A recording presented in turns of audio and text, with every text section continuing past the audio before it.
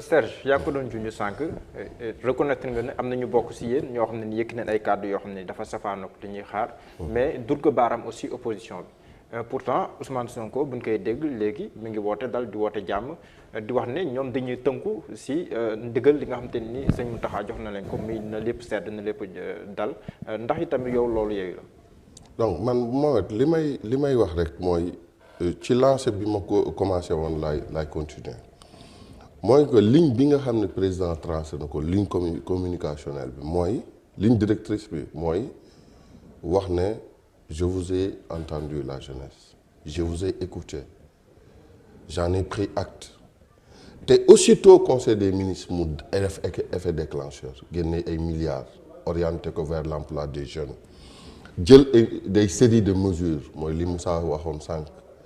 ñu réorienter la politique de l'emploi des jeunes ñu def ay mu invité à ce que ñu def ay CRD ay CDD au niveau départemental parce que jeunesse aussi lu nekkoon au cœur. voilà léegi nag ñi nekk majorité bi d'accord naa ak yow am na loo xam ne man je ne saurais l'accepter parce que man j'ai une culture politique dama def école du parti bu kilifa waxee tracé yoon bi tout militant discipliné wax ma sax état mais da nga war a respecter loolu rawatina nag un homme d'état quand le chef parle mais xoolal trace la ligne ñun ñëpp dañ ci war a def tey gis nañu ñoo xam ne dañu bokk suñu camp li ñu def noonu du yoon et ils n'honorent pas le président ils doivent être sanctionnés et le président doit sévir sur ça parce que jàppale wuñ ko ci loolu beneen bi mooy ci xujja gi mais nañu waxante dëgg problème bi duñ ko raay sànq dama ko doon raay mais duñ ko raay Ousmane Sonko du Zorro Ousmane Sonko du Superman Ousmane Sonko c'est un effronté politique ni muy doxee nii moom moo fi wax affaire deuxième vague mais deuxième vague ngir lan y a des Sénégalais qui sont morts jusqu'à présent y a des familles qui sont en train de pleurer leur mort Sénégal actuellement le Sénégal est en deuil parce que benn Sénégalais rek bu deewee saa waay mën na nekk suñu mbokk wala keneen waaye suñu xol lay laal parce que ñun ñëpp ay mbokk la yow ñu ngi régler problème boobu géegoo kenn wax discours boobu yow nga jóg ne problème bu deuxième vague dama bëgg rek internautes yi ak sénégalais di juger ay propos yow sa intérêt donc parce que tu ambitionnes d'être président de la République. mais nee na ñiy génn nekkul Ousmane Sonko moo tax. ñiy génn non mais moom xam nga moom moo fi indi problème mu waaso. parce que yow pour un simple problème entre deux Sénégalais un problème privé benn sénégalais sénégalaise bu tudd Adji Sarr ne la da nga ko porter la plainte ne da nga ko violé Sénégal depuis que le Sénégal est indépendant dañuy am ay problème ay cas entre deux individus ñu dem tribunal ñu juger ko wax ji jeex ku ñu war a daan ñu daan ko bu waree am non-lieu ñu am loolu non-lieu moom moo génn nañu mortal combat moom moo génn ne nañ jaay suñu bakkan moom moo génn aussi ne carrément waa Casamance dañu war a jóg moom moo indi wax waaso man mii di wax ak yow Ousmane Sonko gënuma nekk Casamance man mankaañ laa ci ndey mankaañ laa ci baay mankaañ laa ci maam sama famille yëpp sudiste lañ daf ma gën a nekk sudiste mais ànduma ak moom léegi nag nañu may nit ñi leur liberté de choix Macky Sall mooy suñu leader moom lañu àndal comme moom beneen sénégalais mën na ànd ak moom te bokk sax beneen waaso ay waxu waaso Sénégal da ko dépassé depuis très longtemps te wax boobu am na dangerosité boo xam ne moom moo ko alimenté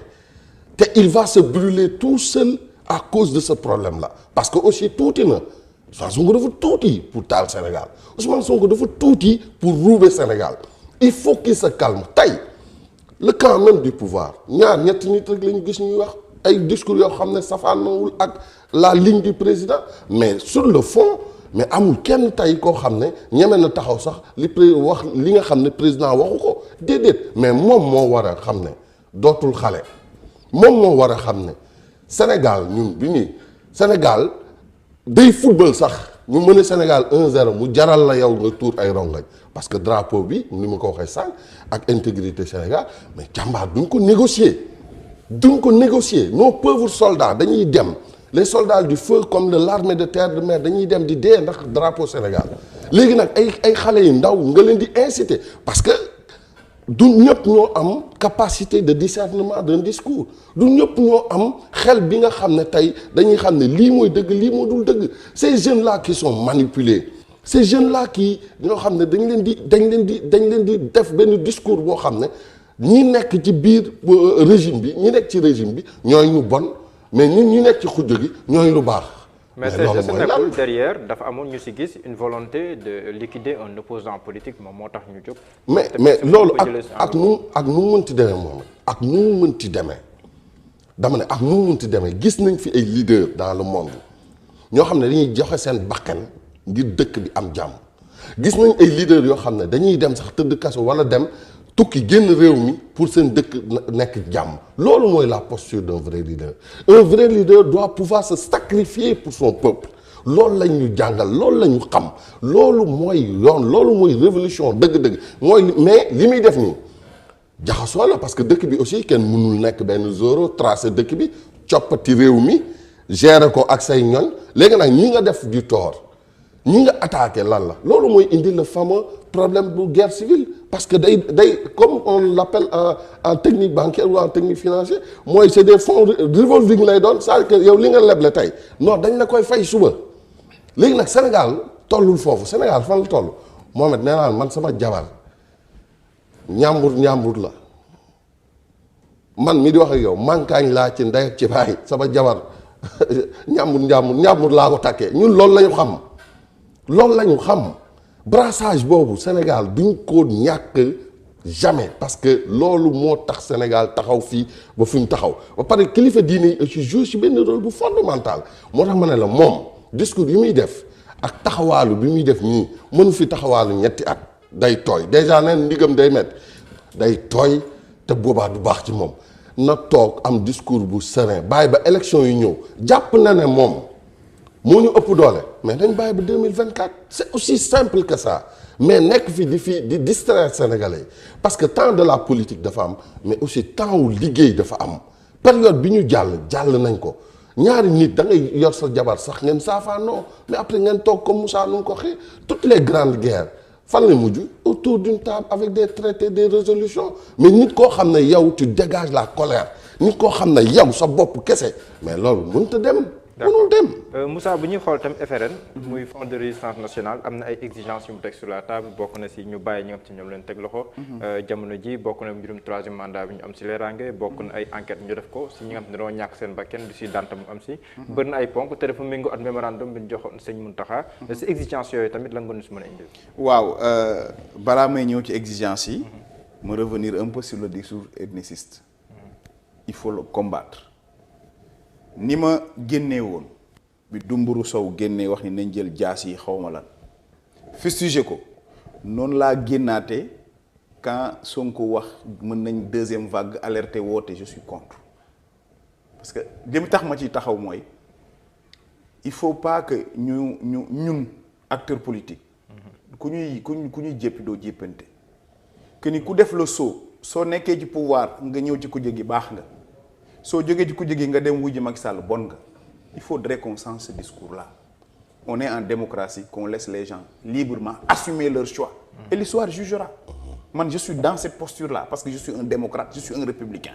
loolu may nangul ñëpp la ni ma condamné bi xale boobu génnee woon saaga wolof yi wax ni c'est là aussi fu may mën a blâmer l'État mooy ni gis nga yooyu su fekkoon ne agir na woon tey su agiré sur Sonko day conséquent là aussi day donne une impression que ñi farak ñoom bu ñu waxee donte yées na duñ yëkkati kàddu bu Ousmane Sonko waxee ñu yëkkati kàddu dañuy mel ni kumba am ndey ak kumba amul ndey c'est là où j'interpelle l'État que nuy wax yu mel noonu fu mu mënti jóge nañu rëq ndigg ñu koy def je crois Serge symbolise ce Sénégal-là que nous aimons un Mankagne qui est allé chercher sa nef au niveau de Ndiambour c'est ça le Sénégal loolu la ñu xamuñu waaso xamuñu ethnie li ñu xam mooy bokk Sénégal quand l'équipe nationale joue c'est le drapeau qui nous réunit ce ciment-là waruñu ko sàgganee mukk c'est important qu'on insiste et on vous invite vous aussi leader d'opinion presse ngeen ciy wax ñi nekk ci yéen di xamb ngeen dénigrer leen au grand jour parce que bu réew mi tàkkee xawma kenn de waaye man benn nationalité la am elle est totalement sénégalaise mënumaa daw mënumaa randu donc c'était important que j'insiste sur ça que ni discours buy wax mbir waaso fu mu jógee nañ dal ci kaw ña koy def quel que soit le bord maintenant ci FNR li ñu def waaw tënk nañ seen mbir dégg naa dem jébbal sa nekkuma fa woon te je ne suis pas du genre souvent à parler des choses que je ne maîtrise pas li ma for dama ko for ci ci presse bi ci yéen ñii laa ko jëlee comme quoi def nañ seen doléance jébbal ko sëñ bi pour mu jébbal ko président de la République ci doléance yi nag bon en bon politique il faut aussi comprendre comme disait l'autre on réclame la lune et si on a des étoiles on prendrait négociation la damay faral di wax ci benn rajo bu ma woo ci suba sànq ma ni leen li xale yi di wax instant bi opposition moo may fan pouvoir bi dañ nekk dans des difficultés même bu loon li xew fii ak mbas mi rek au plan économique dafa nërmeel réew yépp aucun état n'est à l'aise présentement avec cette pandémie pour pouvoir dérouler opposition bi aussi profiter sur une situation certes difficile mais qui lui est profitable pour mu renaître juddu créer ay doléances am ci doléances yi ñu ngi ciy wax sa ni président na wax publiquement ni du ma def troisième mandat que ensuite nañ dàq doyen des juges nañ ko changer nañ changer le procureur de la République je crois parrainage bi nañ ko dindi am na ci yoo xam ne ay na yoon jàpp naa ni lu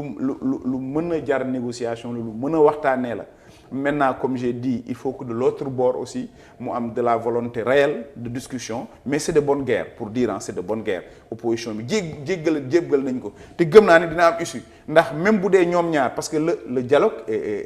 était rompu mais on l'a repris peut-être en translation pour parler comme les mathématiciens ñu jaar ci sëñ bi kilifa gi jaar ci sëñ bi mais fi muy mujjee rek mooy sëñ bi dina am jamono joo xam ne dana leen teg li mën a nekk pour l'intérêt du Sénégal ñu mën ko xeex li ci des ñu continuer le combat parce que moi comme je le dis très souvent je suis un adepte je suis un wadiste Abdoulaye danaan boo dàqee sa sàcc mu yor mbuus yëre yi di daanu da ngay for benn par benn ba nga jot lépp doo xaar ba mu doo ko dàq rek romb mbir yi donc opposition bi aussi c'est normal qu'il pose des conditions que je trouve parfois raisonnables parfois très audacieuses c'est important mais le problème de l'opposition en soi c'est que mu bañ a nekk des regroupements de circonstances qu'on soit conséquent et cohérent avec nous-mêmes par rapport ak démarche bi ñuy def ak combat yi ñuy def que mu bañ a nekk rek ci précipitation nii parce que am na M2 xawma la M2D am na beneen groupe pour moi l'objectif de l'opposition devrait être d'avoir un grand groupe un grand front où tout le monde était ñu lister les priorités pour combat. mais si opposition bi est-ce que loolu dina yomb parce que c'est vrai opposition bi la ñu wax mais dafa bëri ay gis-gis bëri ay contradiction si biir opposition bi yow sax ku la dégg ni ngay waxee xam ne sa ligne de conduite dafa safaanoo ak ñu bëri si opposition. waaw est-ce que nekkul loolu lay compliquer mbir. waaw non ñun on est des républicains moi je suis de Bokk Gis Gis dont le président a fait ses pas dans ce pays un homme responsable un homme avec un discours mesuré qui connaît le sens de l'État. Et nous, on a fait l'État et nous l'assumons entièrement. bi ñuy politique lycée la ba léegi.